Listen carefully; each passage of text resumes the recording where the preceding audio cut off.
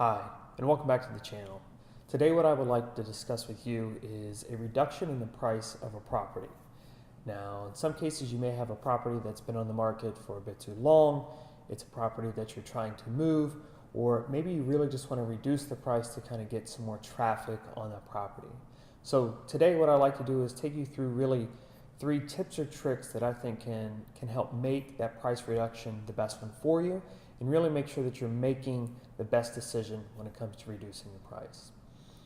The first thing that I like to talk with you about is having a conversation with your agent, specifically around what is stopping this property from selling.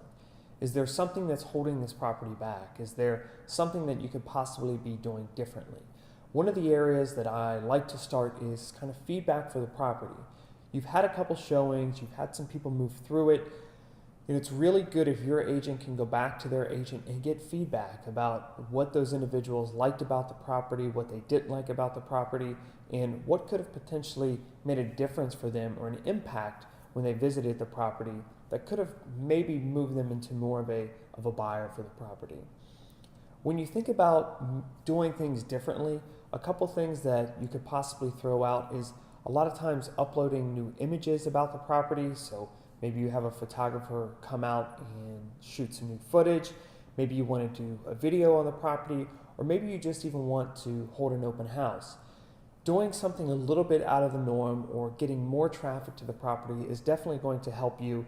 And that's something that having that conversation with your agent about can really help spur maybe an uptick in the amount of views that you're getting on your property. So have that conversation with your agent and see what it is that's stopping the property or what you can do different. The second thing I'd like to cover is really doing a deep dive into the market analysis. Now, your agent has the ability to go into their system and pull details about the market, specifically details that closely resemble your property.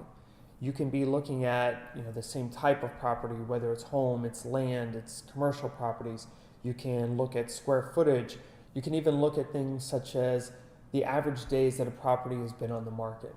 And so once you've identified what that criteria is for you to do your market analysis, really dig into that. If you're trying to sell a property and you notice that your price per square foot is a little higher than the others that are out there, unless you can truly justify that, it may be something that can help adjust your price for you, right? So maybe you get to a more kind of a median level when it comes to the price. So think about that. Do the analysis on the market, see where your property fits into that analysis, and if you're on the higher side and you want to be more towards the middle, maybe a more desirable selling property, then work with your agent to figure out what those steps are to get you to there. So do your market analysis, make sure that you're following in the range that you want to be in, and make sure that your agent helps you get to where you want to be in that range. The third one that I'd like to talk about is around choosing the right number. So for you, you've got a property, you started out maybe a little high or maybe where you thought the property should be, and now you need to lower that property a bit. There's a couple key kind of tricks I think that I would throw out there that can be beneficial. The first one is that your homework is going to win when choosing a lower number. Understand what the market is doing, understanding what's selling, understanding what the average days in the market is for similar products that you're selling. Do your homework. You also want to really mimic your willingness to sell. So if it's a property that you're okay holding on to for another year, you're not really pushed to kind of sell, then maybe your reduction can be a little bit more minimal than you would expect. But if it's something you have to move quickly, it's something that you need to generate more demand for, then maybe you need to take a larger chunk in the reduction of the property itself. So keep those things in mind. The other thing when thinking about this reduction is I always like to start at where I've put the property on the market and kind of where I know that it needs to sell, okay, or that it has to sell for me to still be profitable. Then what I like to do is really break that down to 3 or 4 different chunks.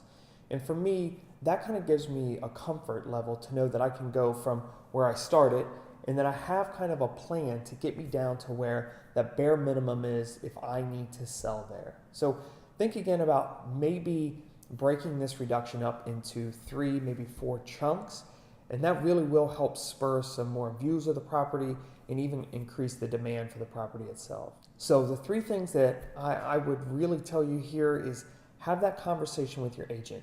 Make sure you understand what's happening in the market, understanding maybe what you can do differently. Understand that market analysis is going to be key. And also, when choosing the right number, ensure that you're doing it kind of in your best interest. Make sure that it's mimicking your willingness to sell. And again, I like to think of that as a 3 to 4 chunk reduction that you can do over the life of the property. I hope this video was helpful. As always, questions or comments, don't forget, leave them below and subscribe to the channel. We'll see you again next week. Thank you.